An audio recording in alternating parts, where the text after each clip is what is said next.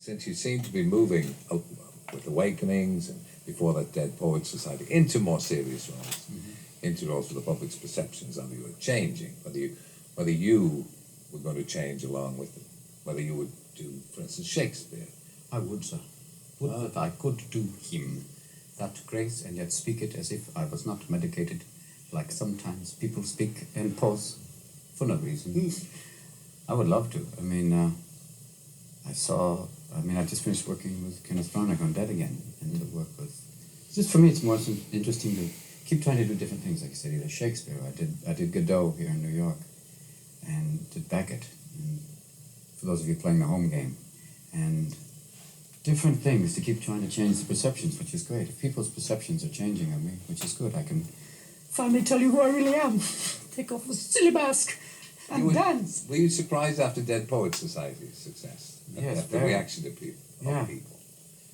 I was surprised at how it was perceived in Europe, which it became.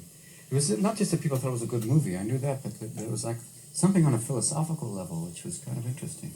The people wrote letters, a lot of letters saying it's changed their life, and they really have now. They really want to pursue, something else. So that I was like going, please, if you're unemployed, I'm sorry. And it's like it had a deeper effect, which was quite amazing. Now, when you did Awakenings, of course, Oliver Sacks, based on Oliver Sacks, and he's still alive, certainly when the movie's being made. Did you find yourself imitating him? Very much. I mean, I could do it. It was kind of, it's very disconcerting to do somebody for somebody. It'd be like if I suddenly slip into you for you, and at a certain point you say, that's fine, stop. And you see, like right now, your eyes are going, please stop. No, go on. Talk to me. Well, some people do. Yeah, talk to me. Put me through this. Talk about picking this tie up. And with him, I would do it for him. How you can say that wearing that jacket? I know, it's a bit like a leopard looking at somebody with acne. I'm sorry. Look at me. Fashion risk, fashion question. We'll be right back. This fall, I want women to dress up like hockey players. Don't be afraid. Score! With Oliver, I would do him for him a lot. Because if you've ever met Oliver, he's a very big man. It's a little bit like part Arnold Schwarzenegger and Albert Schweitzer. A big man who could, former weightlifter, could basically could do the same thing, open a door with his pecs, but instead chose to play bronze. And probably the most well-read man I've ever met, and in some ways shy. I wonder if you changed his life, because you might have changed Adrian Cronau's life as well in Good Morning Vietnam. No, Oliver's life is on his own track. I mean, he does, what he is he's kind of like a hero of conscience and an explorer of the mind. He basically is always examining different parts of the human mind, which is what I find fascinating about him. And that's why, to do that movie was great to meet him. I talked to Robert De Niro after he'd made the movie. He said that he had to provide most of the laughs on the set. Well, Bobby's that way, Bobby's a funny guy. What are you looking at? Turn that around. Bob's like that. Bobby, I'm gonna make some clams. Bob, he's just smooth. He's, a guy, He said that you were depressed about it. I know. I would try to talk to Robert. I like kind of, would sit there and go, Bob, what are you wearing the pajamas for? We try to do Poppy Young here. Come on, sweetheart. There's a little too much drool. That's beyond method. That's grotesque. Come on, sweetheart. What are we doing? I want to get a brain scan on you and see if you're getting too heavily into this, we're gonna have to put you into club medicated. But when he gets into it, it's like this thing where you just all of a sudden you could see him leaving and Leonard coming. So that's why sometimes to pull him out, I would make him mad. To kind of just go, Bobby, sweetheart, darling, take's over. We gotta wipe the goo off you. Okay, hon? Take your hand out of the pajamas for a moment. That's too method. That's too method. You're getting into it now. Let go. Yeah.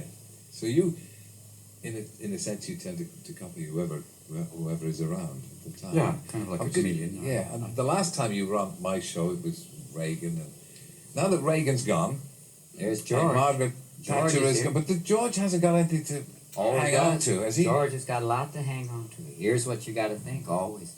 You take John Wayne and you tighten the cheeks up, and there's George.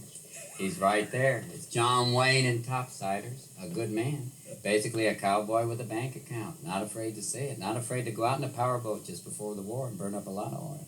That's the way it is. I'd like you to meet my boy, but he's out back trying to earn back some of that money he blew. He's out there trying to mow a few lawns, about 16 billion of them to be exact. But, you know, trying to do what I can, trying to make it. If not, read my hips. Easier to say that. Strange how I switched it around, but I've been in office 4 years. It's no longer the easy way. Just read my hips. I'm driving it home, squeal like a fax. These are the things we have to say. I'd love it if you could come across and do John Major in the same way, but he's impossible. No, it is different. He has a look, kind of like the Stepford candidate. He looks very unusual, doesn't he? Like everything's all right, and in the back there's a small dot. He's a very happy man, you know that. Much different than Margaret, much different than her, the Iron Maiden, who's looking at you like, kill them all! I'm kidding, only half. It is extraordinary, though, that we came in the taxi last night over the Triborough Bridge. We know how to live. And the taxi man asked us about Margaret Thatcher.